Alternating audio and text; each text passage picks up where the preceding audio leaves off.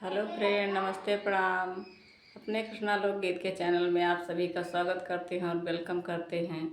आप लोग के लिए लेके आए हैं एक बहुत ही अच्छा देवी पचरा गीत। अच्छा लगे तो लाइक सब्सक्राइब करें और कमेंट में ज़रूर बताएं। बोलो जय शेरा वाली मैया की जय, काली मैया की जय। तो लीजिए सुनिए। लाली रंग चुनरिया वाली देवी मैया हो, हे मयरिया हमरी ना गईलू कवने नगरिया, हे मयरिया हमरी ना। लाल रंग चुनरिया वाली देवी मैया हो, हे मयरिया हमरी ना गईलू कमोने नगरिया, हे मयरिया हमरी ना।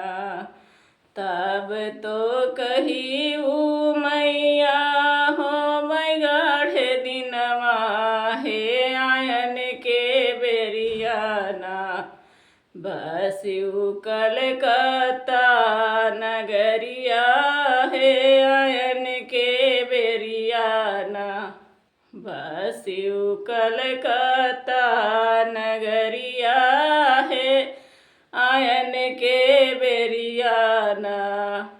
लाली रंग चुनरिया वाली देवी मैया हो, हे मयरिया हमरी ना बसियू विंध्याचल पहाड़वा, हे मयरिया हमरी ना।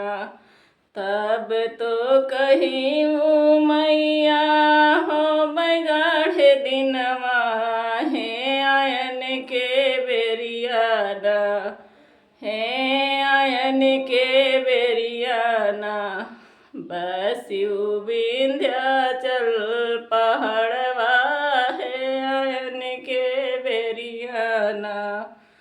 लाली रंग चुनरिया वाली देवी मैया हो, हे मयरिया हमरी ना गईलू कवने नगरिया, हे मयरिया हमरी ना गईलू कवने नगरिया, हे मयरिया हमरी ना।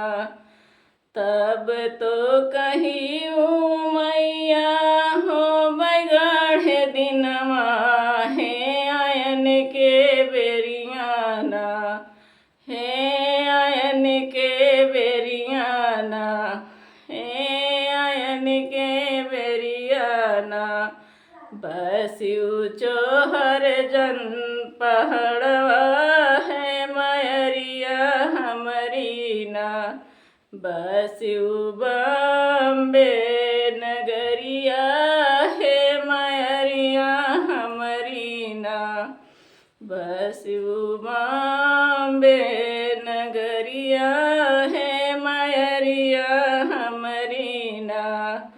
लाल रंग चुनरिया वाली देवी मैया हो, हे मयरिया हमरी ना गईलू कवने नगरिया, हे मयरिया हमरी ना गईलू कवने